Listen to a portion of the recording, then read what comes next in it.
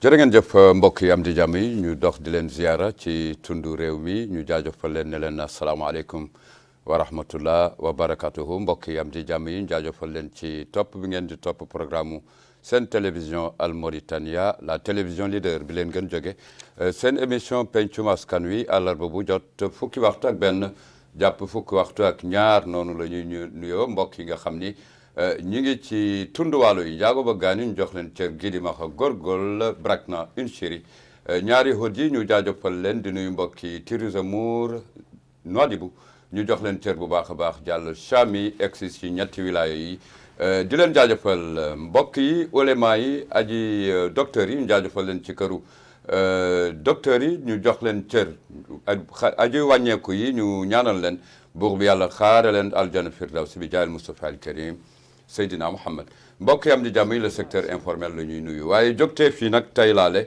ak li jëm ci fànnu tàggat yaram aji soxna yi téye ko waaye itam mu baax ci doomu aadama bi looloo war a tax may dalal ay aji soxna yoo xam ni taxawal nañu raay réew mi ci réew mi ak ci biti réew ñu jox leen cër di leen ñaanal kenn ki di madame Tabara Gaye kii kenn dootu ko présenté kenn taxawal na réew mi yóbbu réew mi foo xam ni kenn foogu ko woon ci taxawaayu tàggat yaram mu am solo dinañu dellu si ci moom waaye rek ñuy jàpp ni moom moo jiite kuréel boobu nga xam ni moom la ñuy wooyee AMPSF di association mauritanienne pour la promotion du sport féminin tàggat yaram ci fànnu aji soxna yi moom mu yor ko di ci liggéey lu am solo di coordinatrice nag régional sport de la zone B Afrique de l'Ouest foofu laay waxee ni yóbbu raay réew mi ci biti réew am na solo waaye nag mu nekk délégué national bu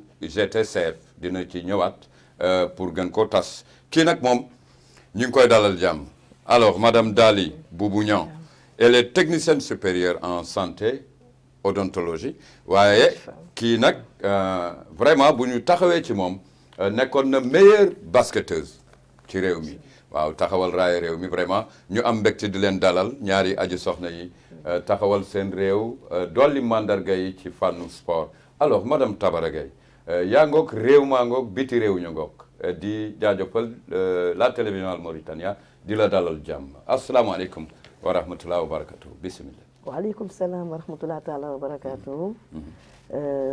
sëriñ bi maa ngi lay ziar di la jox sa wàccuwaay. waa Dakar sa di nuyu sama capi bi ma toogal fii capitaine Dali Niang di nuyu waa réew mi yëpp di nuyu bitim réew. waa bitim réew aussi parce que dañuy suivre partout waaw di remercier télévision te bu ma koy remercier si yow laa koy jaar yow mi nga xam ne ñi du benn du ñaar tey jii nga invité ma mais tey lu ma gën a neex mooy ki nga invité gi fa tabarakallah macha allah fa tabarakallah vraiment Dali Boubou Niang alors bismillah Dali bu génn ñëpp xam nañu ko macha allah. Asalaamaaleykum wa rahmatullah. Bienvenue. Les spectateurs, les téléspectateurs et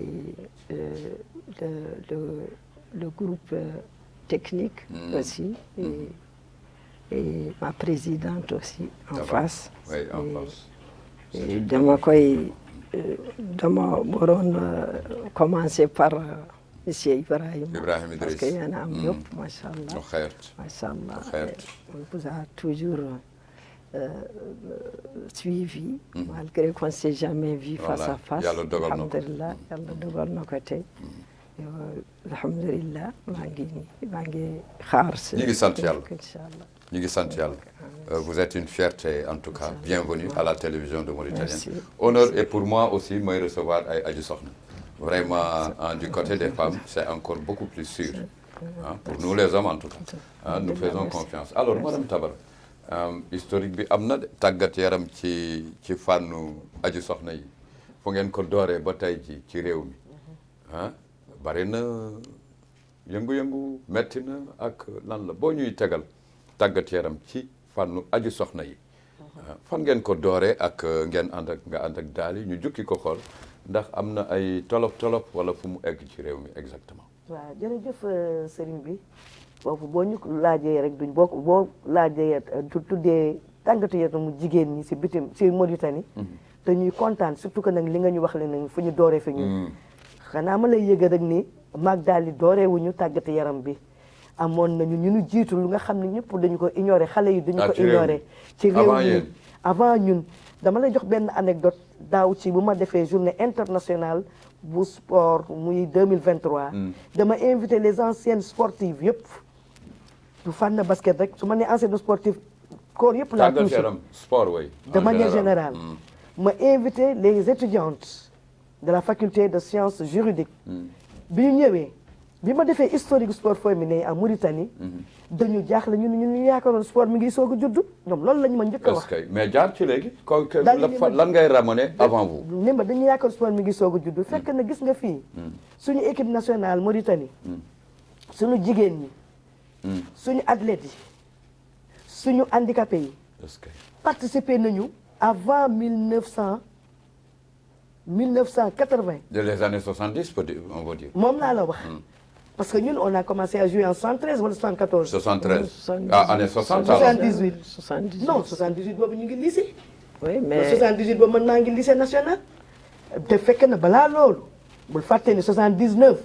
nga dem dañu dem Guinée suñu équipe nationale. Mauritanie 79. dem Guinée. donc année 60 et quelques ngay wax. 60 et quelques après juste l'indépendance. mais avant loolu kooku ñun bu ñuy joué la mais am na ñu ni jiitu woon. dama ko yàgg wax muy suñu doyenne. di suñu mentor ñu koy wax madame Rosalie Ba. Rosalie Ba la femme l'épouse à Maguette. Maguette Gueye rahmatulahi Maguette Gueye le commissaire. gis nga kooku moom bi muy joué. sama président de la fédération de basket Youssouf Fall bi may xam ni maa ngi koy. on le salue de passage. infatigable ah. wallahi macha allah bravo président. nekk sama lépp nag nekk sama professeur nekk sama directeur te di continuer di ma suivre ba léegi nii. fonction bi may def bi au niveau international. bi ñu ma njëkkee newee boobu moom ma fa nekkoon secrétaire général. ba balaa ndaw sii di ñëw tey jii. mais est-ce que dans les années 60 là. maa ngi ñëw si yow une femme comme Rosalie. moom laa la wax Rosalie. dama lay wax ni la anecdote laa lay wax. histoire laa lay wax. sama président nee na ma moom en tant que premier professeur mën naa ko wax ba loolu Moustapha Camara. premier professeur d'éducation physique et sportive de la Mauritanie. nee na dafa daan ñëw di seetaan si Rosalie mi ngi basket. nee na bu Rosalie di basket moom Youssouf Fall nee na il venait observer regarder voir ce que Rosalie doon def kon nga xam ni sport bi yàgg na. dafa doon ñëw di seetaan si Rosalie.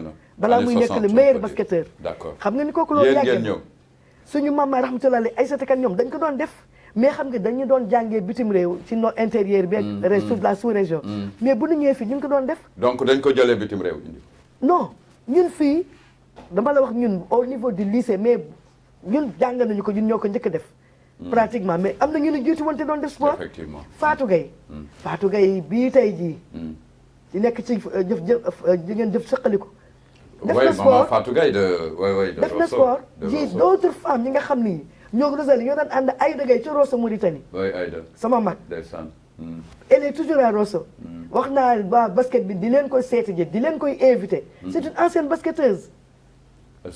te ñooñu ñoo ñu jiitu foofu te fii lañ doon defee sport ma jàllale bu ma waxee si ñooñu doon def basket ma jàllale la ci athlétisme bi déjà en 1980 laa la wax de. Au niveau des fédérations, il y avait des femmes qui occupaient des postes de responsabilité. Rahmatullahi Dado Ban. Dado Ban. di sœur si Fani Ban bi nekk ak ñun tey jii bokk ci l'amicale des anciennes basketteuses. Rosalie Fani Ban mi ngi nekkoon athlétisme. Rosalie Ban mi ngi nekkoon basket. handball. Rosalie def na handball. ak ñoom Awa Ba ak ñoom Oumou Sow ñooñu def nañu handball. dama daan ñëw di leen observer. di leen seetaan. mais Dalit yow tu es venu en quelle année juste pour revenir sur. moi pratiquement c'est en 76 17. 76 17 c'était pas difficile. non parce que j'avais fait une année scolaire à Dakar. Oui. Et c'est là-bas que j'ai commencé à épouser le sport mais par le handball. Par le handball. Vous êtes entré par vous avez fini par le basket. En quelle année vous êtes meilleure joueuse? Bon, ça, je laisse... Non, pas de modestie, hein. Il faut pas de modestie, c'est vous, c'est votre parcours. Je pense que ma présidente est mieux placée. En quelle année?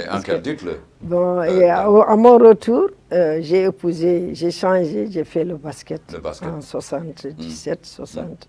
comme elle l'a dit. président ma wax la cause dara est-ce que xam nga ni moom mii ak rahmatulah alayhi Seck Diatta ñoo ma dugal ci basket bi. lu tax comment. xoolal Rosalie dama ko doon observé sama grande sœur de sama cousine la may ñëw di ko seetaan ma bëgg discipline bi. Rosalie mi ngi def ak ñoom Awa Ba ak ñoom kii di def handball. ñuy def basket. mais bi ma ñëwee admise ñëw lycée de jeunes filles. collège de jeunes filles. dama fa fekk Daali Niang ak Seck Diatta. ñoom ñoo ma xëcc ni ma ñoo ñu dem terrain basket loolu Daali fàtte na ko. dama la ko doon nëbb. anecdote la bu ma defee tey joué Daali Seck Diatta rahmatullah alayhi ñoo ma xëcc ni ma ñu dem joué ji basket. ñoo ma xëcc ñu amaan ak ñoom dem di joué ji dem di entraîné ji. ñoo ma ci dugal. mais dama ko daan def nii rek ndax Rosalie mu koy def su ma ñëwee kër gi di dribbler ball di chuter ak yooyu. mais ñoom ñoo tax ma def basket bii. mais d'accord daal madame dañuy ñëw ci dañuy jàll bu gaaw ci historique bi parce que am na solo on va arriver à votre temps quoi. voilà am na solo lool. mais gis nga madame Tabara. waaw bare na ci même en football booy xool. beaucoup de gens dañuy xalaat ne. football mi ngi doog a juddu à chaque fois en Mauritanie et que comme tu as dit les années 68 et quelques 65 les gens ont joué. Oui. Surtout à Rosso un peu partout dans le pays. bokk na ci itam sport féminin mais bu may wax sport féminin par exemple. nous dafa neex ñuy yëkkati des historiques on a vu aujourd'hui dans les instances ñoom Marème Talla les Oumou Kane et c'est un grand plaisir vous aussi en tant que responsable international c'est important mais boo xoolee la problématique maintenant est-ce que nous ci année yëpp ñu passé vous étiez vu comment ce sport féminin là par rapport au pays l'évolution yan problème exactement moo ci nekkoon pendant votre parcours ak fi ñu egg tey oui daal problème bare na personnellement lu tax jaaruma ci sport bi je me suis pas j'ai pas épousé longuement ce sport c'est parce que on était un peu découragé il y avait pas de motivation au niveau je dirais au niveau des autorités il y avait pas de comment dirais-je d'accompagnement bon pour un peu expliquer je dirais que presque on le faisait personnellement à titre personnel. Plaisir. Voilà.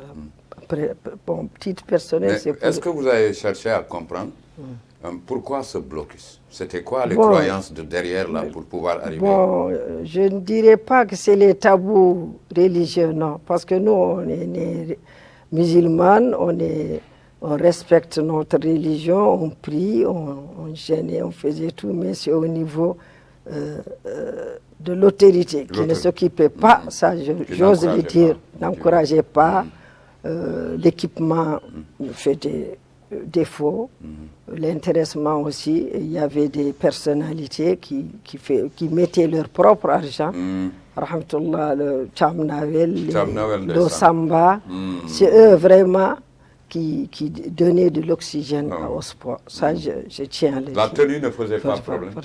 La tenue en tant que... Bon, enfin, pour nous, on n'a pas eu ce problème, mais avec, par exemple, Madame Rosalie Ba, Madame Rosalie Ba a un problème. Parce que, son époque. C'est une époque, donc nous du tout. Donc, c'était un 8 mars, je pense, en 1975, je pense.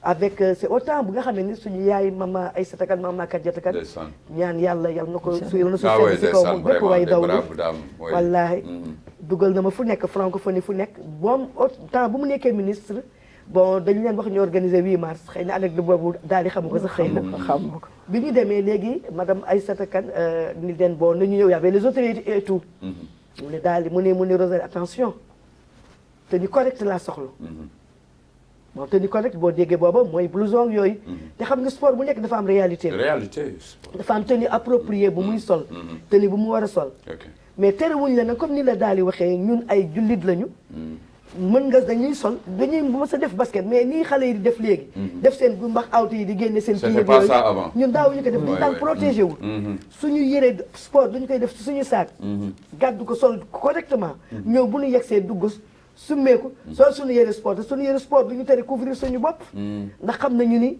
jigéen léppam awra la te xam nañu ni muskallaf fu mu toll am na yoo xam ne du génn waaw loolu même góor sax am na yoo xam ne am na yi nga xam ne jigéen muskallaf la te am na lu ñu ko tere lu ñu ko terewul suñu ñëw dañu mën nga sol sa kii bu gudd teg ci sa culotte mën nga sol sa yu gudd yi nii ni ñu koy waxeete teg ci sa culotte teg ci sa t-shirt te du la tere jouer mais on peut dire que tenue bi jàll na quoi tenue bi Bon. c'est pas comme a dit daal comme je disais c'est au niveau des parents sunu waajur teruwuñu def basket parce que xam nañu sport bi mais comme lu ma ko wax les autorités compétentes ne nous aidaient pas parce qu'avec si seulement c'était le problème de tenue ils devraient s'en occuper parce qu'il y avait toutes sortes de tenues. Oui, toutes sortes de tenues. Ils s'intéressaient à nous, nous équiper correctement. Par exemple, les tenues de NBA. Nous, si on avait ça, c'est comme des jupes, les culottes maintenant. Mais on n'a pas, on avait des culottes plus courtes. Ça nous gênait. Mais tout ça, s'il n'y a pas loxo bu mag bu koy financer, bu koy defar, les fonds, le financement, ça n'évolue pas. Et pour selon vous, pour yow, boobu ba léegi dafa évoluer wala? Bon, boobu léegi évoluer na tuuti, mais c'est à titre personnel, comme j'ai dit, ce que je vois, c'est certaines mettre leur, comment dirais-je, bas, seen bas, qui se protègent et d'autres mais ma question concerne le sport en général. Bon, ça évolue dans ton pays? Ça évolue, mais lentement. On va voir c'est quoi. On peut voir c'est quoi avec Madame Tabara certainement. Mais dans yan pays nga def, qu'est-ce que tu as fait dans le football? On a vu dans le basket. J'ai dit tout de suite que tu as été meilleure joueuse ci années 80. 78, 70, 77, 70, 80. dama dugg ci mariage yi ak yooyu mu freine ça lâche un peu mais on a été anecdote yi fan nga dem quoi quelles sont les œuvres on a été à Conakry bon pour moi à Dakar aussi à Saint-Louis bon j'ai été aussi bon en Libye on a orienté on n'a pas programmé le basket. C'est après que je me suis rendu compte. D'accord. Bon, en gros, c'est ça. Comme j'ai dit, notre voyage n'est pas grandiose, on n'a pas un beau palmarès. Mais vous avez été meilleure joueuse quand même. C'est pas facile. C'est parce que aussi, non, c'est parce que aussi il n'y a pas le financement. Oui, le financement.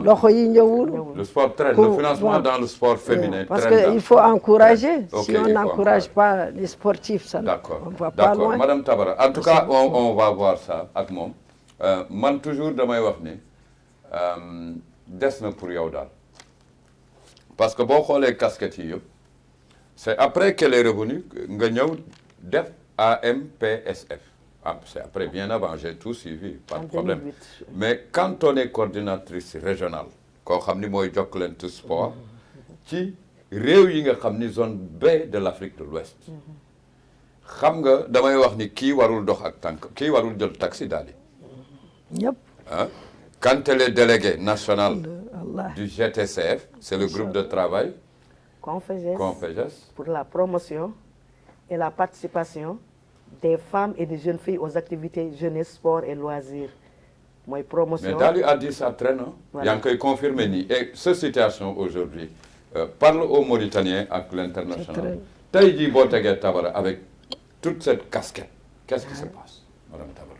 Bon Ibrahima bon xam nga affaire yi réalité bi suñu réalité ak réalité yeneen réew yi du benn par exemple dama lay wax leen xam nga yow déjà nee nga déjà est-ce que xam nga fonction bii ma yore c'est pas moi c'est la Mauritanie. Non man kay. c'est la Mauritanie man kay xam naa ko yow xam nga que yow xam nga que mais nit ñi xamuñu ko mais Mauritanie moo occupé fonction bi gis nga su ma demee mission. ni ñu may accueillir aéroport ni ñu may. maa ngi lay arrêter il faut dire les choses comme elles sont. et rendre à César ce qui lui appartient amul waxal lu nu bugg wax li pour résoudre les gros problèmes. C'est pas les pays c'est amuñu motivation di motiver la jeunesse di motiver c'est ça le gros problème. Parce que yow mi tu avais occupé, si je ne me trompe, fonction du ministère sport. Tout d'abord, j'étais En dernier lieu, avant ta retraite, en dernier lieu. Et c'est pas normal. C'est pas normal. C'est pas normal. Madame Et Cissé, tout, moi, et je il y a après. aussi des stars masculins aussi, stars masculines, bon, Oui, bien sûr. qui devraient occuper le ministère, qui ont tout fait pour commencer, pour être les premiers à mériter, être à mérités, diriger, à orienter, oui, voilà, à effectivement, le orienter ministère même. le Xam nga sport. daal li muy Mais wax, amuñu ko. daal di dafa bëgg a wax ni étant les la femmes première femme sportives professeur, ne sont pas prises en compte Elle dans était les venue institutions, professeur, voilà. les institutions Bon, sportives. moi, j'ai pas cherché. Bon, je me suis éloignée, j'ai pris un virement, mais elle quand même, Elle, quand parce même, que elle est restée jusqu'à pionnière. hein, Elle elle est professeure en éducation physique. Première femme. parmi les Première premières. femme. La première. Première. La première, Voilà. voyez. Donc, Et continue quoi ça ce- bon, Il daal faut di parler nga direct. attaqué. Voilà. Bon, Waxal dëgg rek. C'est pas une attaque. C'est ce que je suis en train de dire. Oui, une attaque, je dis. Bon, Formule d'attaque. formule, loolu laay wax Une man attaque. léegi étant comme lu daal di bëgg a wax première femme professeure d'éducation physique et sportive de la Mauritanie. sama première nomination c'est au niveau international. Voilà. Ça, moom c'est la loolu important. la daal di bëgg ñëw ma ñëw foofu. C'est sama pas première logique. nomination c'est au niveau international. C'est C'est pas logique. non Ah. c'est la Conféges. Parce que- boobu c'était Youssouf Fall mi ma lay wax moo doon secrétaire général Conféges. Et Conféges c'est quoi?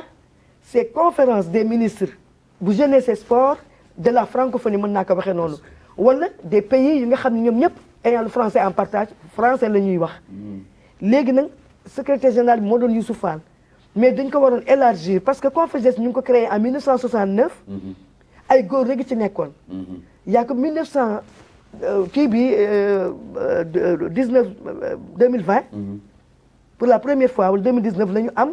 jigéen 50 ans après 50 ans. la ñu am jigéen. la ñu am jigéen moom moo ñuy gane si. muy secrétaire C'est elle qui général viendra. Conféges bi. moom mooy madame Tobi. moom Lusette Tobi. moom mooy ñëw ni gane si ñu. ndax confédération africaine de foot confédération football basket handball moo koy invité dama jub handball moo koy invité. mu ñëw di signer si contrat ak handball bi. profité waale nag parce que dama war def lancement Pour projet bi. l'événement, on va y arriver. waaw mu ñëw nag moom moo ñëw dama lay wax. parce que après 50 ans moom moo ko nekk. foofu la ñu ma njëkk a nommé.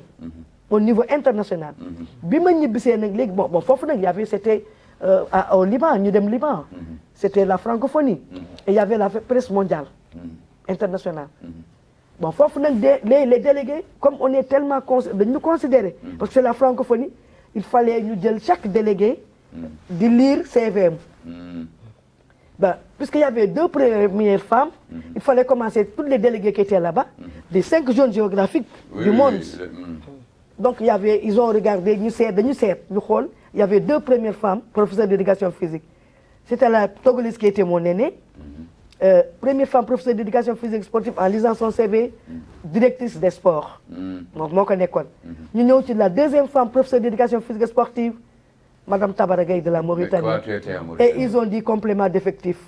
Pourquoi complément d'effectif? Parce que je n'occupe pas de poste de responsable. Ah, quel nom ça le problème. lii la daale là où il y a lii le moo la problème, c'est tere am allemand quand même, oto hein. lii moo la tere nga tardé lii lii moo sama la tere nga capitaine lii jël la taxi. bëggoon ma wax ko. Voilà, Oh là là. c'est Bah, ça. man je ne l'ai jamais dit, j'ai pas voulu le Non. dire. Par Mais- modestie, par quoi? waaw Ça, waaw c'est pour avancer. wax dëgg yëpp si loxo Il n'y aura yàlla rien, rek. non, yàlla Non, d'accord. yàlla Non, est partout, quand hein. on parle Yàlla de est Dieu, partout. il est Parce que automatique. partout. C'est une Il y a- formation mais bi. les choses, c'est C'est toi. pour résoudre les C'est problèmes, toi. c'est pour C'est une faire formation avancer le sport et dans C'est une tous les formation bi domaines. ko defee en Allemagne. Madame Tabara. xaaral te xoolal bi ñuy dem Allemagne c'était la coopération allemande sous la demande du gouvernement mauritanien pour ñu dem defi ji formation bi ñu def concours 100 personnes la ñu woon ñu jël si 3 rahmatullah alayhi sama aîné sama professeur rahmatullah alayhi Birama Dembélé bu koy ñaanal yàlla suuf sedd si kawam Oh là là. ma way daw Grand lii monsieur. wallahi Ndeysaan. du ma Oui, oui, il est rendre parti. L'occasion, il y a rendre rahmatullah hommage ta'ala depuis quand? un grand monsieur, Wallahi. il y a de cela une année plus ou 2 ans. deux ans.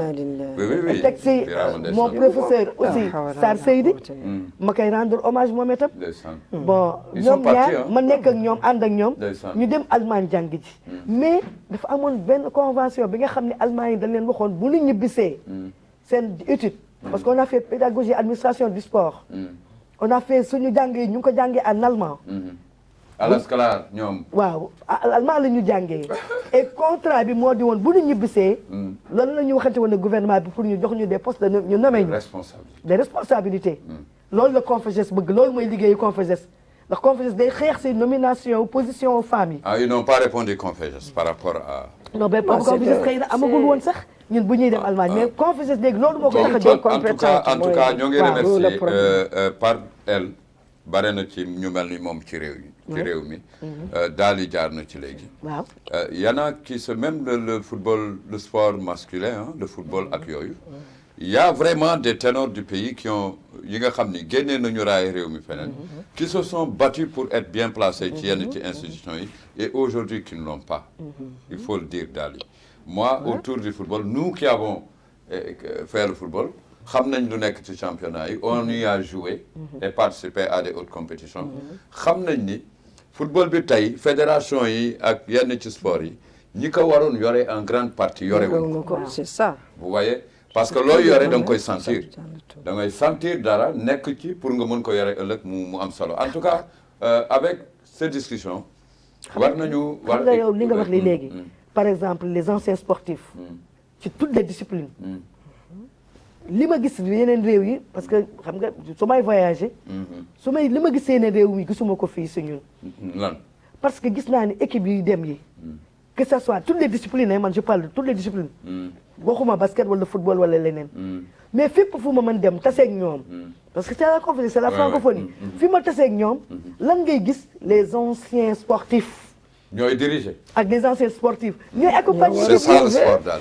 ñooy accompagner équipe c'est ça lu tax daal yi muy découragé bëggul def sport du moom rek ñu bari dañu découragé bëgguñu def sport parce que xam nga man actuellement li may def est-ce que xam nga damay dem ci université yi di sensibiliser les filles là pour ni leen ñëw leen ngeen def centre bi damay def des sensibilisations des universités yi les filles yu am yi baccalauréat ñëw seen kër yi ni leen dama bëgg ngeen def sport def leen pour def jeunesse et sport sous les autorités compétentes ñëwuñu ci sa wet accompagner la ça reste vain. mais xam nga lan la ma ci gardé di wax surtout maman ñun yow suñu idole nga on t'aime beaucoup maman mais lan la réew mi defal ñoom loolu lañ may faral di wax. bon sa rapport yi lan la y a aussi le comité olympique. bon rapport bi may def bi. waaw yan institut foo toll ci sur le plan apport et évolution. bon léegi rapport yi nga xam ne maa ngi koy def. rapport annuel. rapport annuel. sa rapport yi. chaque année rapport annuel moom mi xam na ci dara. rapport annuel yi Conféges dafa am comme ni ñu am bureau bi mooy dañu am coordinatrice internationale. am vice-coordinatrice ba pare nag am les coordinatrices régionales chaque pays chaque zone kon zone B on a 5 zones on a 5 zones man j'ai 11 pays là maa gën a mag liggéey ci Conféges yëpp parce que l'Afrique de l'Ouest yi amuloo oto liggéey bu metti la amuloo oto kii day dem taxi damay liggéey ba 2 heures du matin 3 heures du matin ba pare man lay yóbbaale ay 2 heures du matin 3 heures du matin parce que dama war entrer en contact avec mes délégués des différents pays su ma amee délégué bu bees je suis obligé ma defal ko une petite formation te xam nga ministère yi pays yi ku ci ministère bu ñëw indi sa délégué bu bees. rapport yëpp moom moo koy regroupé les 11 pays ku ci nekk dafa may yónnee kaay ma wax la li ma yónnee oui ma wax la li ma yónnee chaque pays m'envoie la déléguée ni may sonni parce que dana nekk xoolal rapport du ministère les activités réalisées par le ministère jeunesse et sport li ci àndali rapport réalisé dans les institutions. Voilà, rapport réalisé au niveau du comité olympique, rapport réalisé au niveau du Conseil national de la jeunesse et rapport réalisé au niveau des différentes fédérations. Rendi, on nous a exigé toutes les fédérations, de prendre toutes les fédérations du pays. Moi, j'avais l'habitude de choisir ay fukk ak juróom ñeent ñu delloo ñu toutes les fédérations parce que dañu waroon def li nga xam ne li kii le positionnement wu jigéen ñi seen position seen fonction seen pourcentage dans les différents pays maa ngi ko yore ci sama papier yi def naa ko ba la zone B de l'Afrique de l'Ouest au niveau du ministère de tous les pays de l'Afrique de l'Ouest mën naa la waxtaan de pourcentage moo fa nekk au niveau du comité olympique mën naa la waxtaan de pourcentage moo fa nekk de tous les pays de l'Afrique de l'Ouest les 11 pays que j'ai reçus au niveau des différentes fédérations presque chaque pays m'a envoyé am na ko ma envoyé 40 fédérations yëpp mu nekk ci liggéey di def pourcentage bi yëpp Mauritanie moom moo yore coordination bi def pourcentage c'est une coordination ministérielle voilà ma def pourcentage bi jàll ci au niveau des différentes fédérations aussi au niveau du comité olympique mu noonu lay def sama délégué yi noonu la ñuy def yónnee ma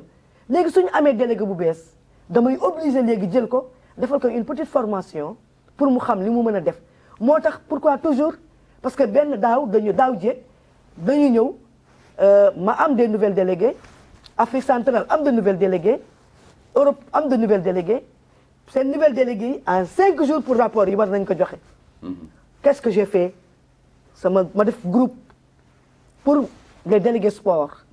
Et il y a dans des pays bu nga xam ne bi jeunesse et sport benn ministère la donc mooy benn délégué la ñuy am ma élargir ko délégué sport jeunesse de la zone B de l'Afrique de l'Ouest ma tëj benn groupe daal di leen woo en zone visioconférence pour leur expliquer ñu poser ma seen ay questions ma répondre leen expliquer leen comment faire le rapport expliquer leen que ni leen lu gën am urgence directement dans vos ministères xëy na vous êtes directrice wala vous occupez des postes de responsabilité et vous avez déjà assisté ngeen ci ay activités te fekk na nekkagu leen kenn nommeegu leen man leen activités yooyu ñu nekk ministère dem leen ngeen côtoyer leen ngeen jël ci quelques activités rek ngeen defal ma rapport bi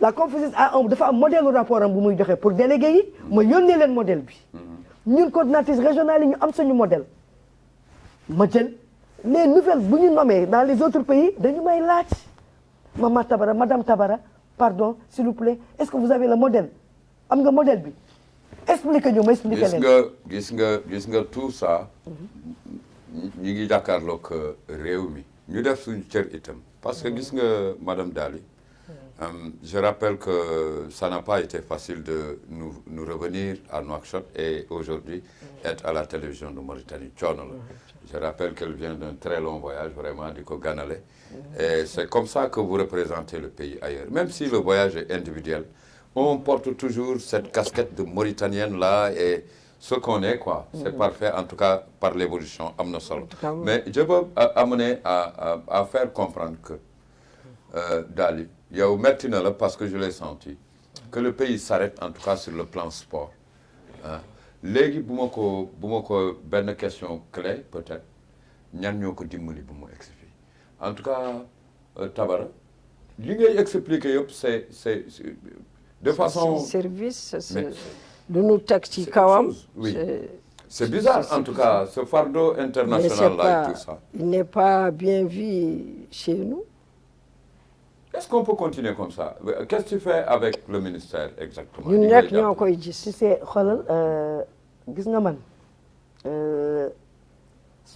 sport féminin surtout donc mës a bëgg non loolu moom xam naa ko loolu kay leer na non loolu moom mais loolu moo tax ma continuer si mais loolu moo tax ma continuer si bëgg bu ma am si moom amul bu ma am ci mais xam nga nag daal fii Afrique xam nga nous notre problème dañuy bàyyi ba nit ki làqu voilà nu soog a alors que dañu ko def war a def mu ngi jënd mu ngi dégg ñu nekk sama ministère wax dëgg yàlla bëgg nañu ma te ñu ngi may accompagner ñu ngi may dimbali pour cette année par exemple pour cette année gis nga pour cette année waaw un peu on peut dire un peu mais pas Tabara moom yow tu es un exemple non waaw mais pur exemple que toi n'existe pas et quand on parle yow xam nga ne yow ci autorité yi ngay wax par exemple ñooñu ngay wax peut-être que ñooñu xamuñu sax sama rôle balaa ngay gis autorité xam nga c'est pas facile de voir ñun c'est une occasion plateau bi pour nous wax les vrais problèmes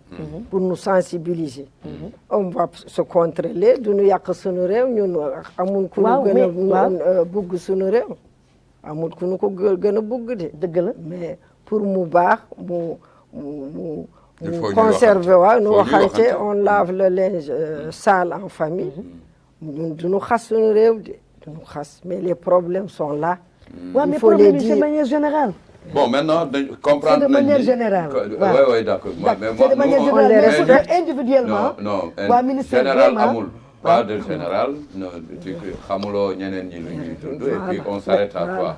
ñun lu ñu nekk di wax mooy par rapport ak œuvre yi nga def yëpp du yow rek am na ci ñenn daal qui elle est la meilleure basketteuse d'une année complète.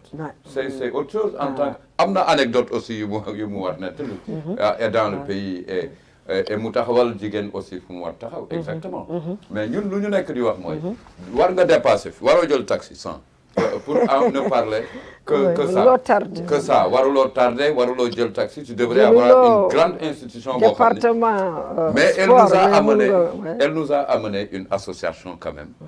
Man bu ma nekk témoin. AMPSF. Elle fait toujours la promotion du football féminin. Basket, du sport féminin. Du sport féminin en général. Fan nga tollu aujourd'hui, je pense que am nga gan boo xam ni gane si na la. Elle a tiré quelque chose de l'étranger. Elle a amené dans son pays pour un projet. waaw c'est quoi aujourd'hui? bon waa Confeges dañoo am appel à projet yu ñuy def parce que Confeges peut-être les jeunes am nañu des financements yu ñu leen di jox ma wax la que ni bu yàggul rek lañu 10 jeunes de la Mauritanie ont été financés ont eu des financements. appel à projet la aussi bu Confeges lancé. mais kooku yàgg na. mais pour jigéen ñi mosuñu ko am. te budget Confeges amul pour dimbali ñu. non man maa daan def sama activité man te ex secrétaire général Confeges mu di sama doyen sama mentor Youssouf bi mu nekkee secrétaire général dama ko poser question parce que on doit faire les rapports ak yooyu te je dois ma ni ko waa man nan la ñuy def Confeges amul mu ni amul financement de amul dara mu jox ma conseil mu ni ma mais essaye de voir tu as une association essaye de voir avec ton association te ak sama association ma jéem a wut ñu ma dimbale su ma ko amulee ma am trésorière bi nga xam ne Aïssatou Diallo maa ngi koy rendre hommage di ko jaale ndaxte cousin ku bu takk si moom moo gaañu neveu moo ñu naan yóbbu fu nekk def na lépp pour suñu association mu gaañu récemment barki démb ça fait même pas une semaine dafa daan wax cotiser leen wala mu jëkki saa mu ni président indil 20 000 man ma indi 20 000 trésorière yéen indi leen 10 000 les membres de l'association pour ñu mën def suñu activité kii ni njëkk dimbale mën naa wax ni muy rahmatullahi alayhi Hamza même bu dee dafa naan ma lebal bu ma amee dimbali. donc il était présent. il était présent yàlla na ko yàlla yërëm. Mintin Abdel Malick wax ci Mintin Abdel Malick si ñi ma doon dimbali ñi la jox na ma sax ticket d'essence. ni ma jaay ko demal nga kii nga def sa activité. elle m'a encouragé. ak association bi. du ma ba jël la nag rahmatullahi alayhi la première dame l'ex-première dame de la Mauritanie. Mariam Dada. ah oui. Ça, je suis. Qui m'a aidé pour te dire que oui. Elle était présente aussi. Il y a une femme handisport, la fédération d'handisport. Elle devait aller aux Jeux Olympiques. Elle devait avoir des Jeux Olympiques. Nous qualifier pour les Jeux Olympiques. Mais, comme le comité olympique, qui de Berne, nous ne comprendrons. Mais nous qualifier, nous allons mais pour la qualification, nous allons voir. Loolu mooy lan boo qualifié bu dee handicapé nga les Jeux Olympiques classification la ñu koy wax dañuy dem beneen dëkk pour les la classification c'est pour xool nombre de kii problème mu fu kii toll handicap bi dañ leen di classer par catégorie loolu il faut que ñu dem beneen réew pour def ko fa ñu xam ne ñii ñoo yem handicap. Maintenant le projet c'est quoi? On nous parle ici de action femmes pour le bien-être par la pratique sportive. waaw moom laa la wax appel à projet bi waaw appel à projet bi Confeges joxe pour dimbali jigéen ñi nag léegi pour financement jigéen ñi mais c'est un jury international parce que la Confeges internationale. Vous l'avez gagné, vous avez le projet non ici. balaa loolu dama daf ko def pour dimbali jigéen ñi. D'accord. parce que jigéen ñi foofu fee amuñu ko. projet bi femme sport et santé la. femme sport santé. Évacuer nos femmes, parce que vous êtes là-dedans. Voilà. Le sport maintenant, son importance. Et mais la santé maintenant. Voilà. Elle est professionnelle en voilà. santé. Voilà. Moi, je vais intituler thème bi mu nga wax léegi. C'est important. Wow. Maintenant santé. Santé, sport ci jigéen exactement. Sport ci jigéen dañu war a commencer dañu wax en esprit sain dans un corps sain. Loolu jigéen ak góor yëpp ñoo ko bokk. Le corps humain. Oui, d'une manière générale. Sport baax na ci esprit spirituel baax na ci esprit moral baax na ci yow même condition physique.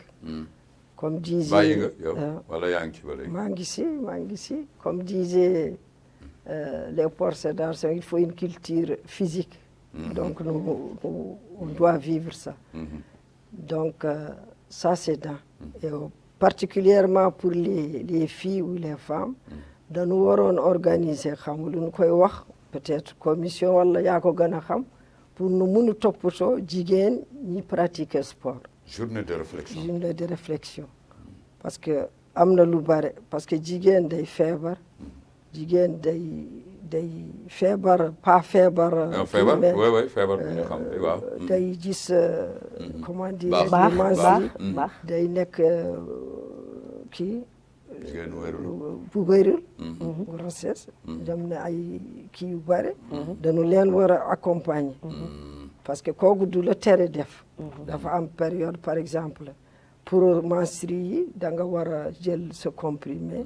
sa antalgique wala sa comme noonu wax antidouleur ak yooyu nga protégé wu nga mun a jouer su fekkee am nga grossesse am na encore période bu nu lay tere nga bàyyi ba nga wasi nga ñëwaat man ñëwutuma dama wasi rek ma bàyyi waaye j'étais un peu découragée aussi amul woon motivation effectivement et suivant les sports les disciplines sportives dañu war a accompagner jigéen ñi comme góor ñi mais jigéen ñi particulièrement dañu leen war a encourager ci sport def n'importe quelle discipline man pour moi discipline bu nekk jigéen mën na ko def. Est-ce qu'elles sont dans toutes les disciplines?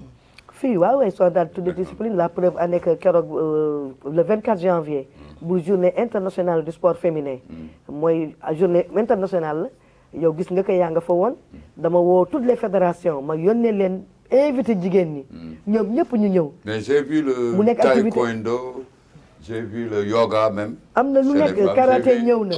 waaw taekwondo ñëw na vidaaw ñëw na vélo ñëw na basket ñëw na handball ñëw na même handisport ñëw na. vote Vinam ñoom ñëpp ñëw nañu waaw kickboxing sax am na te puis on a des femmes yi nga xam ne dañu si am poste de responsabilité léegi pour ça évolution bi moom nga doon laaj sànq daali femmes yi xam nga bale booba Rosalie moo amoon poste de responsabilité ak rahmatullah yi daa doon aussi on la salue bon waaw ñu nuyu madame Talla moom itam bon Mariam Talla elle a besoin d'un coup de pouce voilà man bañawuma defu leen dara dañu évoluer mais du nii rek war na dépasser lii waaw ñu dugg ci la réalité accompagnement autorité compétente ñu war a def ñu jox lu ñu war a seen cër ak yëpp mais qualité ak compétence am na mais am na lu koy am ko accompagner mais loolu moo manqué looy def exactement bon projet bi pour le moment les actions à mener voilà projet bi pour le moment moo tax daal li mu c'était très important parce que dugg na ci dañu commencer pour bu ñu tijjee projet bi naka ajjuma incha allah lancement bi ajjuma la incha allah ñu si woon ñëpp ñu ñëw ndax suñu patron dafa ñëw te dafa ñëw pour tester ñu kon nag maa ngi leen di ñaan leen si kii bi rek. daanu tardé parce que amuñu oto ñëw accompagner ma daal. mais daanu tardé amuñu moyen transport. foofu ñu tardé de. bëgg naa ñëpp ñëw wuyu si ma ci ex centre culturel Maawiya muy centre culturel de la région de Nouakchott bi nga xam ne maa ngi remercier Binta Abdel Malick ak staffam yëpp maa ngi leen di remercier foofu la ñuy defee lancement bi mais bu ñu ko defee ba pare li ñu programmé dañu programmé tout d'abord basketu jigéen ñi. basket moo ci war a topp le basket féminin le même jour. déedéet. le lendemain. non après. le deuxième parce que projet bi 6 mois lay durer. ah oui 6 mois d'activité. 6 mois d'activité. donc 6 mois d'activité yi nag ñu programmé c'est tout d'abord basketball. mais bu ñu jógee ci basketball bi ndax santé lu mu amee importance comme ni ko daal di waxee. ndax boo wéerulee mënoo def dara. randonnée cross de masse ou. pour le moment fii ci Nouakchott.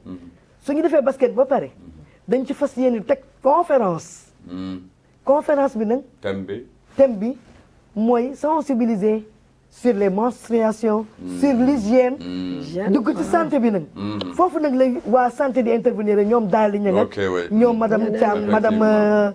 la colonelle Abibatou Thiam maa ngi koy nuyu de passage kii te vraiment nee na ma rappelle-moi ça Tabara parce que c'est très intéressant comme thème comme li daal di wax ñu bari xamuñu ko parce que yow tey jii jigéen importance am ñun les anciennes nit bu ñu ànd ak ni man yóbbu woon naa équipe nationale il faut communiquer daal aussi s'informer communiquer àndal naa équipe nationale bi yóbbu leen ñu dem Gaston Berger mais balaa ñuy dem dama leen regrouper les filles là balaa ñuy jóge Nouakchott ma leen attention yéen ñëpp wut leen seen kii serviette hygiénique parce que xamu leen fu mu leen di dabee. moi je me rappelle parenthèse. waaw non c'est important yaa ko moom sa thème la. Thiam Nawel Yarahmou. je me rappelle en 78. bu ñu demoon critérium kii tournoi Maurice Delafosse. Saint-Michel. Saint-Michel. Mais Maurice de la Saint-Michel, Fosse, ouais. moi, sunu. waaw 78 ba maa ngi accouché. lycée Saint-Michel, oui. Ouais. J'étais en période de règles douloureuses, mais Thiam Nawel dafa ma yóbbu ci hôtel avec 2 autres basketteuses. mu defar ma mu pharmacie lañu jëkk a dem. ñu dem ci hôtel. mu reposé woowu le temps que boobu nu door kii Louga. Est-ce que tu te rappelles. vous avez battu le Louga. J'ai Est-ce que- oublié le score, mais je me rappelle bien. On mais avait tu es battu toujours Louga. brave nag, hein. Ouais. En tout donc cas 78 la woon vous voyez. voilà. Donc Coupe une relève, Saint-Michel. la relève. Voilà. Est-ce que la relève existe daal? La relève existe. si si. man lu ma bëgg Médina, wax. les waaw Médina, voilà les- dem nañu sax ils ont Dem gagné nañu, des mais- trophées dans les donc- pays arabes boobu daal di mu ngi absenté elles ont gagné beaucoup de trophées ba maa ngi relève am na mais lu ma wax rek loxo bu ko Manque de gën a moyens. yëkkati. Manque mais de ñoom moyens. ñoo ñu tane Manque de ñii moyens. sax amoon nañ ñu leen dimbale mais comme ni ko daal di waxee ñun amuñu mais woon nous ñu on ko ñu était dimbale plus forte waxal dëgg on était plus Non, forte. plus fort. Loolu mooy Moom même laa dans la le wax, football. mais amuñu woon ko ñu Même le dimbale. football. Ah. Même le football. ñun amuñu woon ko C'est ñu ça, dimbale c'est ça le gros mais ñoom problème. nag amoon nañ ñu am nañ ñu leen dimbale des Non, na la rek différence c'est des la na rek. conviction conviction ak defin bi daal xam nga nous sax on marchait de localité en localité pour ne serait-ce que livrer un match de football. On avait le plaisir que les autres nous voient jouer. Oui. Hein? Faire de l'exploit ailleurs ñu tàccu la et puis yaa fi mën tout ça là ça s'arrêtait là-bas. Hein? Mais aujourd'hui avec l'argent en pléthore les moyens hein, et que ça mais Dali nag continue à lui lancer cette pierre là xeer bi. Elle sait depuis longtemps. Daaru ñëw mais dañuy tardé parce que amuñu oto.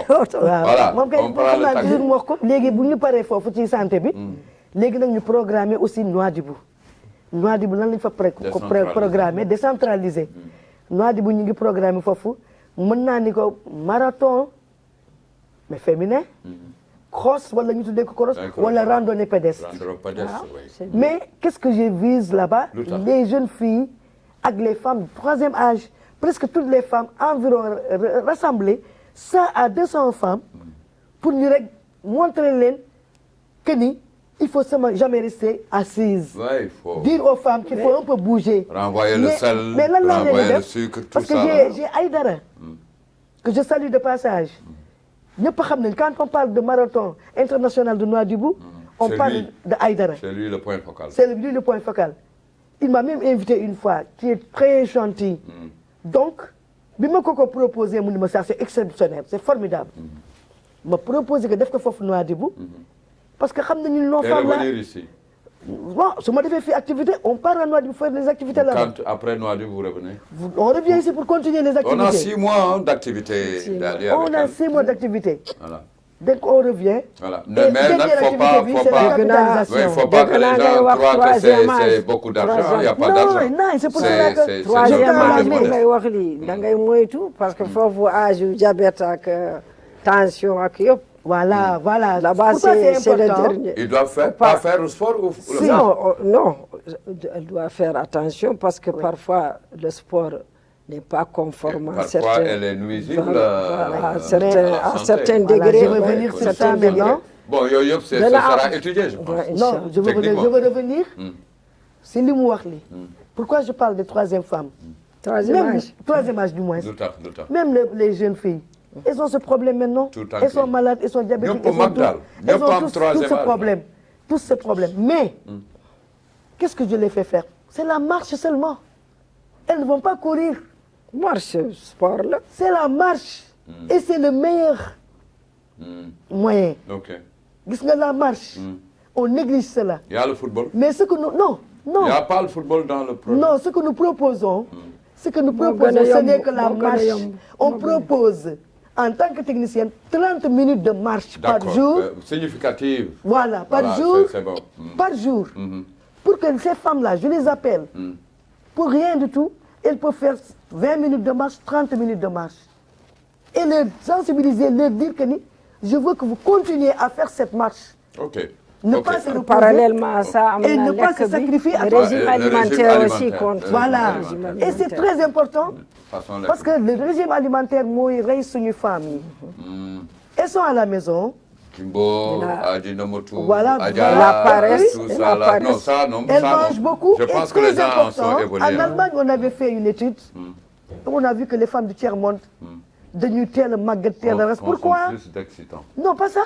Elles ne prennent pas de l'eau duñu naan. Ah, ndox moom naan. soo leen waxee man j'accompagne xoolal médecin allemand yi quand Ndox ils sont moom là. naan ndox. médecin L'eau allemand là, yi. ici, regarde, ça là. Voilà, C'est Ibrahima. la meilleure boisson L'eau, au c'est monde. la vie. Voilà. C'est La la meilleure vie. boisson au C'est monde. la vie. Voilà. Mais vous en buvez combien de fois par jour? Machallah, moi, j'ai pas de limite, franchement. Ah, dès que vous pensez, vous buvez. Voilà. Il y en a qui font 2 jours, Moi, j'ai pas de 24 limite, heures. alhamdoulilah. Sans Ils boire. oublient quoi, sans J'ai boire, c'est aussi dangereux. muy lu Lan moo gën ci bon nekk? à Lu ci communiquer. nekk? muy lu gën a bon. Loolu xëy na daal di dana dégg ci maladie bi. si lu muy joxe rek jëriñ li muy joxe comme boni. Déshydratation. mais man xoolal man médecin allemand yi bu ñu fi ñëwee dama leen di àndal. mais di rencontrer peuple bi di traduire.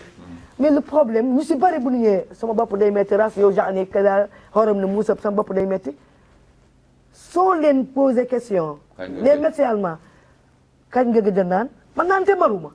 naan leen au moins au minimum 2 litres par jour 3 litres. ñu wax la man naan Tu te me maruma. rappelles une anecdote, Une anecdote, je vais oui. en Anecdote, profiter. on Ça, va. c'était à Medadra Oui. en 97. Ma première patiente mu ñëw. mu ni ma daali xam naa ni sage-femme nga. mais am naa problème beneen problème. ma ni ko lan la mu wax ma mu ni sama côté yi dañuy metti. sama kii day métti. ma ni ko dangay naan mu ni su ma amul zirig du ma naan. c'est-à-dire. xoolal zirig bokkul ci ndox mi.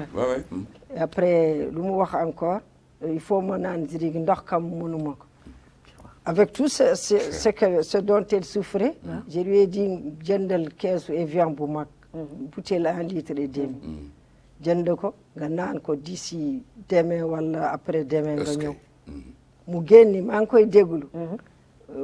xaritam mu ni mbar am nga garab mu ni waaw am naa bindal na ma ndox Evian naa ki kooku diri kii dafa dox maa xalla ku doon seet jigéen ci suuf mu dem ci kaw ci gémmi il faut mu am lu mu ni man de lu mu wax li danaa ko def après mu ñëw mu ni bu ma naanee wer na ba ma jóg foofu ñëwutul amutul problème côté ak yooyu ça c'est man la Allemagne qualité ndox bi qualité ndox l'eau est donc moo tax marathon bi lu tax ma def ko marathon bi pour expliquer ni kenn dawul dañuy ànd rek ndànk la marche dox sensibilisation yow ba pare te ku ci nekk yaa ngi yore sa butéelu ndox sensibiliser yore ndox bi pour ñu leen combien nu mun amee importance déjà pour ma jëm si lekk bi manger sain obésité ak yooyu waaw bu ngeen lekkulee dañuy lekk lu bare te duñu dox d'accord mais lekk bi aussi dañ ko war a seet 7 minutes pour permettre à Dali mu ramasser en tout cas c'est une fierté anecdote yeeg yooyu waaw les anecdotes surtout benn moom commencé woon na ko je sais que c'était à vélo quoi. Vélo, oui. Avant de quitter. C'était en 96 oui. Au Burkina. On voyageait avec une famille mauresque. Le vieux avait des problèmes de diarrhée. Je me suis engagée à l'amener avec son fils et laisser les autres parce que j'étais personnel de santé. Arrivé là-bas après examen et tout, alhamdoulilah, ils n'avaient pas le choléra, mais ils ont prescrit une ordonnance qu'il fallait chercher à quelques kilomètres. Ouais. Et j'ai proposé aux jeunes de suivre l'agent de santé. Il pensait avoir une voiture et tout. Lui, il a sa moto. Il dit pour suivre, il faut prendre un vélo. Et finalement, j'ai pris le vélo, j'ai suivi l'agent, j'ai acheté l'ordonnance, je suis revenu. Il a mis ses mains, Allahu Akbar, une femme mauritanienne qui fait du vélo. Et moi, en tant que mort, en tant qu'homme, en tant que... J'accompagne aussi ma famille, je ne peux pas le faire, je ne sais pas faire le vélo. Une femme a sauvé une vie. Et il n'en revenait pas. J'ai dit non, ce qu'on fait là, c'est toujours important. Important. Et jusqu'à présent, je sais faire du vélo. Oui, du vélo.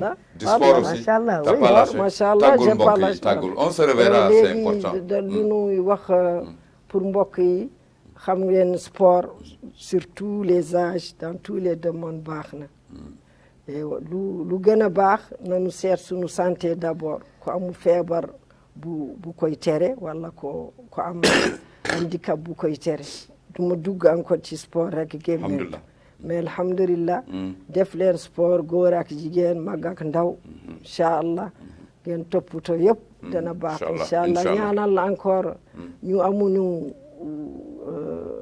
amuñu la ilaha illallah ñu amuñu occasion di ko def ñu def ko parce que parfois c'est par ignorance effectivement e wonu am kadi ñaanel leenu pour nu am sunu oto yi inchallah oto yi yëpp tout ce qu'il faut voilà à titre d'exemple Madame Tabara merci Dali Madame Tabara sa wax yu mujj en tout cas ce qui est devant nous c'est le lancement waaw lancement bi rek di ñaan ñëpp nag di talal loxo ñëpp ñu ñëw parce que am naa gan bu am importance waa ministère ngi def lu ñu mën nag wax dëgg yàlla maa ngi leen di remercier Youssouf ngi def lu mu mën ñoom ñëpp mais damay leen di ñaan ngeen ñëw wuy si ma àjjuma incha allah bu juróomi waxtu jotee à la région de Nouakchott ku ko xamulee boo ñëwee ba Afarko rek boo passé ku Nord fa rek moom musée ñoo tax. tu invites seulement tout le monde les femmes ou les hommes. góor ak jigéen na ñëpp a ñëw góor ak jigéen na ñëpp a ñëw comme ni ko Daali waxee rek. mi ngi invité ñëpp lay invité ñu def sport. Madame Sinia Mintayba. invité naa ko la directrice générale de la télévision de Mauritanie. moi je l'obligé à faire du sport. ah oui man moom mooy première invité bi gannaaw la première dame même la première dame je l'invite. parce que bu doon sama sago première dame ñëw accueillir sama première sama kii parce que est-ce que elle ne va pas avoir. fan lay jógee exactement Confégès lay jógee c'est une Camerounaise. voilà donc xëy na dina rencontrer le président ak yooyu. peut-être que mu rencontrer ko. voilà kon nag ku ko bëgg a gis actuellement à partir de demain daa ko gis si handball bi. gannaaw suba àjjuma daa ko gis si man. inchallah te dafa indiwuma ko fi waaye dafa ñëw rek pour sagal si ma seet li may def li. inchallah kon nag yéen maa ngi leen di ñaan yéen ñëpp di ñaan ministère bi. mu gën a toppatoo jigéen sport jigéen ñi ak sport yëpp de manière générale mais surtout ñun jigéen ñi. parce que ñu ngi nekk ni mag bàyyiwuñu. daal dafa la wax ni bàyyi na mais déedéet. non il n'a pas laissé. moi j'ai dit que j'ai pris. bàyyi ma wax ñun les anciennes basketteuses dañu ànd di def marche di ñëw ba ci fee di def marche ñun ñëpp ñu ngi si di ànd Covid bi moo ko arrêté woon chaque samedi 2 samedi ñu ñëw terrain jouer démonstration invitant les autres les jeunes générations ñu xool ñi ñëw man loolu kon bu ma accouché man bu ma demee bu ma accouché dem Allemagne continuer naa fa jouer merci en tout cas oui Dali c'est un plaisir am naa mbégte trop vraiment de grandes figures du sport féminin et particulièrement le basket Dali je remercie Allah en tout cas yàlla leen fi yàlla bàyyi lii nga xam ne ñu ngi ko bëgg a yóotu ci réew mi ñun tamit ñu doxal suñu rôle yàlla na ko bëgg yàlla antul parce que c'est des marches croisées n'est-ce pas c'est grâce à vous aussi que tout va se résoudre inchallah parce que c'est un plateau important alors la réalisation les caméramans Hamd di leen béggee ñu jox leen cër seen télévision Al Mauritania c'était bien sûr seen émission pencum askan wi tey honorablement des Linguères des grandes dames qui ont porté le sport du pays à l'étranger et que loolu mbégte la Tabara Gaye et Madame Dali Boubou Niang Tabara Ibrahima voilà qui me rappelle mon papa vraiment avec tous les autres qui ont servi le pays yàlla na buur bi yàlla def jàmm action de femmes pour le bien-être par la pratique sportive jigéen ñi daal jóg tàggat yaram am solo dana dolli wér yaram ñu xaare ko moom xaare ko kuréel wi nga xam ni moom mooy saytu di yokk ay jéego tàggat yaram ci réew mi mbokkam di jàmm yi Ibrahima Idriss seen télévision Al Mauritania ñu jox leen dig daje àllarba bii di ñëw ci même heure yi waaye nag ay waxtaan yu wuute suqali réew mi mu am jàmm yàlla na réew mi am jàmm Afrique àddina bi ñu bokk ñun ñëpp bi jaayil Mustafa al Karim Seydina Muhammad ya rasulillah assalaamu aleykum wa rahmatullah wa barakatuh